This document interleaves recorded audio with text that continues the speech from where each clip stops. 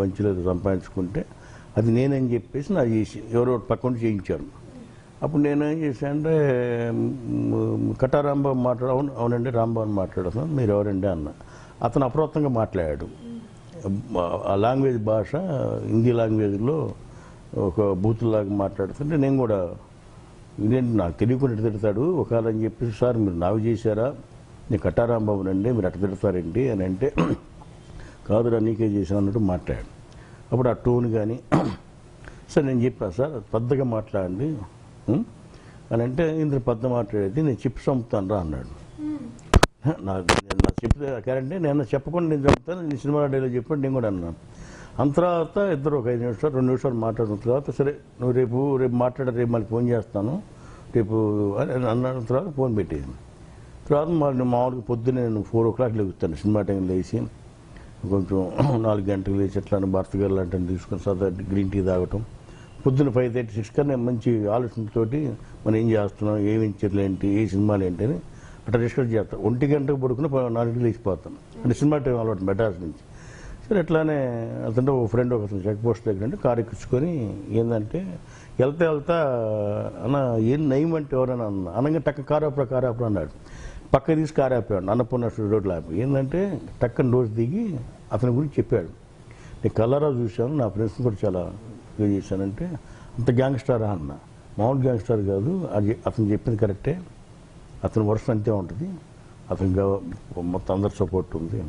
అప్పుడు నేను నెంబర్ రాత్రి వచ్చిన నెంబర్కి సారీ చేద్దామని నాకు ఫోన్ చేశాను. ఆ నెంబర్ పని చేయట్లేదని వచ్చింది. సరే మళ్ళీ అట్లా ఆ రోజుల్లో ఆ ఫోన్ నా పనులు నా ఫోన్ ట్రై చేస్తూనే ఉండా, పని చేయట్లేదు. చేయబోయేటప్పుడు సరే అని చెప్పేసి మా బెంగళూరులో మా అమరావతి ఇటు గుంటూరు సరే అని చెప్పేసి మా ఊరు వెళ్ళిన తర్వాత మళ్ళీ అతను ఫోన్ చేశాడు. సారీ అండి మీరు కాదు వేరే రాంబాబు అంట. దాని సారీ అన్నా తప్ప కొన్ని తిట్టాను నేను అని చెప్పి ఫోన్లో మాట్లాడుతున్నారు. అతన్ని సార్ మేము చూడాలంటే ఎట్లాగంటే అల్కాపూర్ చెప్పాడు, చెబితే చూడాలనుకుంటే ఇప్పుడు నువ్వు చూడలేక టైం వచ్చి నువ్వు చూద్దుగానే అన్నాడు. ఆ తర్వాత టీవీలో చూశానమ్మ అతన్ని. చూసిన తర్వాత ఇతన నయం అంటే నేను చేశాను కరెక్ట్గా ఏంటి నాకులాగా ఉన్నాడు అనే ఉద్దేశం మీద ఆ ఫ్రెండ్స్ అంతా లేదు కూర్చొని సరదాగా టోపీ కూడా పెట్టి లైట్గా ఇస్తే ఆ నడక కానీ ఆ పొట్టగా ఎడితే నాకు రాను. సరే ఈ తర్వాత అనుకున్న తర్వాత సరే ఏమంటే డైరెక్టర్ గారికి ఫోన్ చేశాం, ఈ భరత్ భయ సంగతి భయ ఇప్పటి నుంచో మనం అనుకుంటున్నాం సినిమా చేద్దామని. నాకు కూడా ఉండేది బాగా ఇంట్రెస్ట్గా. చిన్నప్పుడు మెడ్రాస్ నేను 18 మెడ్రాస్ 14th మెడ్రాస్ వెళ్ళాను. వెళ్తా పద్మాలో పని చేస్తా, కెమెరాస్ని చేస్తా. నేను పద్మాల కృష్ణ గారు చుట్టాలమ్మని పెళ్లి చేసుకున్నా. హీరో మహేష్ నా తమ్ముడు అవుతాడు, కజిన్ అవుతాడు నాకు. అట్లా సర్కిల్ వెళ్తానే సినిమా పిల్లలు ఉంటూ బిజినెస్ చేసుకుంటా. అంటే అప్పటి నుంచి భయం అంతా కొంచెం భయం అనేవాడు. భయం మంచి కథ ఉంటుంది చూడు భయ, నాకు హీరో చేయాలని కోరిక ఉందని చెప్పేసి సరదాగా అనుకున్నాను. ఇప్పుడు హీరో ఏంటి 50 సంవత్సరాలు అవుతుంది కానంటే అట్ట టక్కన ఇదేదో బాగుంది, వరం గారు కూడా చేద్దాం అనుకుంటున్నాడు. అంతా భయ ఫోన్ చేసి బయట సంగతి అతను ఎవరు, అతను అసలు ఏ రకంగా వచ్చాడు అని తను చెప్పగానే సరే నేను ఈలోపు మా ఫ్రెండ్స్ అని గురించి ఎంక్వైరీ చేస్తాను, బాగుంది నా ఫ్రెండ్ అని చెప్పేసి మళ్ళీ నేను 4 days 3 days వచ్చేటప్పటికి ఎంక్వైరీ చేసి ఒక లైన్ పెట్టుకొని ఉంటే మళ్ళీ దాన్ని కూడా పూర్తిగా అనుకున్న తర్వాత దాసనాథ్ దగ్గరికి వెళ్ళాం. జరిగిన తర్వాత ఈ దాసనాథ్ ఆయన గురువు గారు, నాకు కూడా గురువే, 1-2 సినిమాలు పనిచేశాను ఆయనతోటి.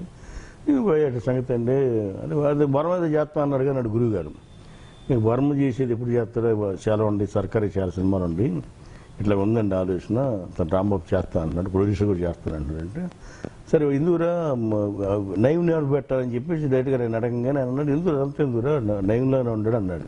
అది కూడా ప్లస్ అయింది, నా ఫ్రెండ్స్లో ప్లస్ అయింది. సరే నేను చెప్పి అసలు ఒరిజినల్గా మేము ఇద్దరం కలిసి గిగ్గు గెటప్లు పెట్టేసి చూస్తే నైవ్ అనేది 90% ఆడియన్స్ రిపోర్ట్ వచ్చింది మాకు, 9 లాగా ఉండేది. అప్పుడు సరే ఇదంతా ఎందుకని చెప్పి నాకు యాక్చువల్గా సరే మంచి అవకాశం వచ్చింది, ఇది కూడా అవుతుంది అనే ఉద్దేశం మీద సరే భయ నేనే చేస్తా అని డైలాగులు చెప్పటం మంచి అంటే నా బ్రహ్మాండం చేయించాను. ఒక కొత్త ఆర్టిస్టు కన్నా తెలిసిన ఆర్టిస్టులో చేయించాను.